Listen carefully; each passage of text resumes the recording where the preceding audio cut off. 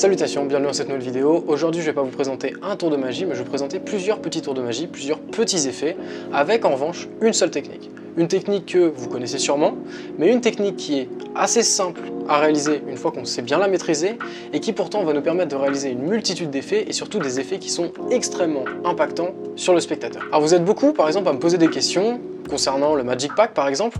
Quand vous voyez les effets du Magic Pack, quand vous voyez un petit peu les tours, vous avez l'impression que si l'effet est incroyable sur le spectateur, si ça vous choque, vous pensez que l'effet est forcément extrêmement compliqué à faire et que ça demande énormément de manipulation. Et à chaque fois, ce que je vous dis, c'est que non. Pourquoi?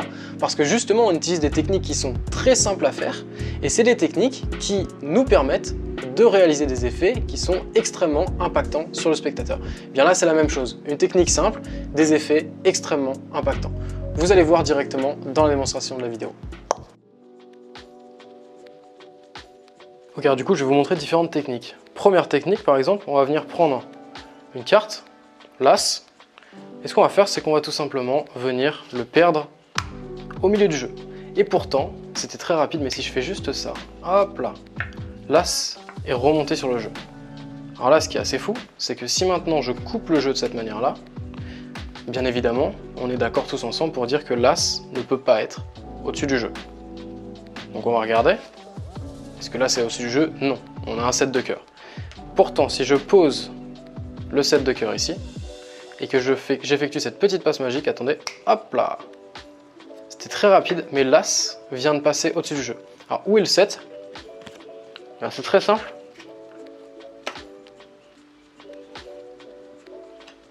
Il a tout simplement pris la place de l'As de pique au milieu du jeu. Alors, on peut bien évidemment avoir d'autres variantes, on peut venir par exemple chercher une carte sur le dessus du jeu, hop là, le 2 de pique, on va pouvoir le reposer sur le jeu et on va le placer juste ici. Maintenant regardez bien, si je fais une petite coupe de cette manière et que je repose le jeu instantanément, le 2 est revenu. Et on va pouvoir aussi par exemple, donc là c'est très simple, c'est-à-dire qu'on va venir chercher une carte, la dame de trèfle, on va venir tout simplement la donner au spectateur, et au moment où on lui donne, hop, c'est plus la dame de trèfle. Alors concernant la première technique avec l'As, tout simplement, on va avoir l'As en deuxième position, donc on va venir faire une levée double. Au final, tout le principe de ces tours de magie, c'est des tours qui sont impromptus, et c'est juste une petite technique à connaître qui est la levée double. Si vous ne savez pas la faire, vous tapez levée double Our Academy sur YouTube et vous trouverez un tuto très bien expliqué sur la levée double. Donc, une levée double, c'est quoi? C'est venir chercher deux cartes et faire croire à notre spectateur en face qu'on n'en a récupéré qu'une seule. Donc il y a des levées doubles qui sont plus ou moins faciles à faire et qui bien évidemment ont différents impacts sur le spectateur. Si vous venez chercher vos deux cartes de cette manière, c'est un petit peu plus cramé. Vous voyez? On va venir chercher les deux cartes, on fait un break ici avec le doigt. Donc avec le pouce, hop, on vient chercher deux cartes. On fait un break avec le doigt, on est prêt et on retourne les deux cartes de cette manière.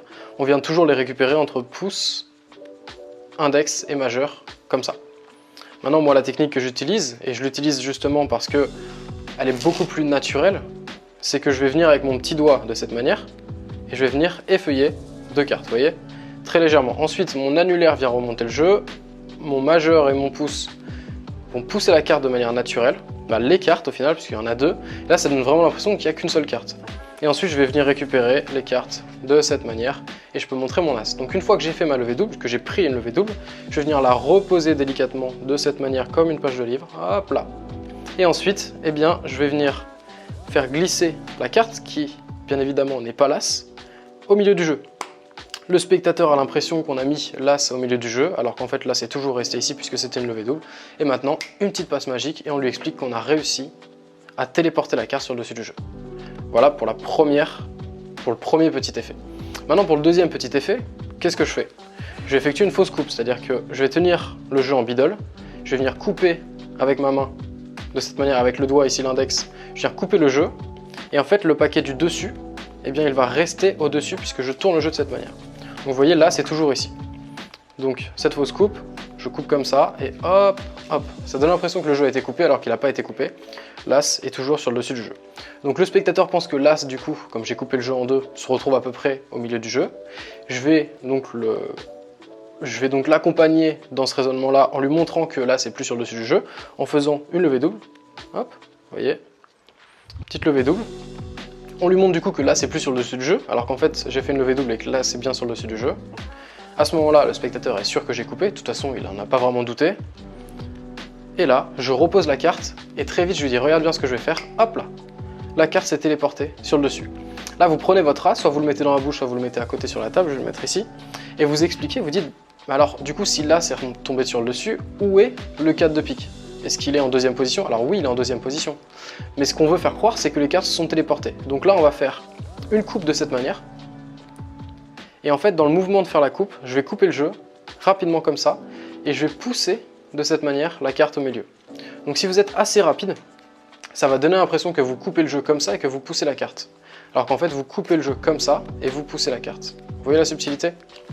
Soit je coupe le jeu comme ça et je pousse la carte, soit je coupe le jeu comme ça et je pousse la carte. Voilà. Donc, toujours l'index, je coupe, là je vous montre au ralenti.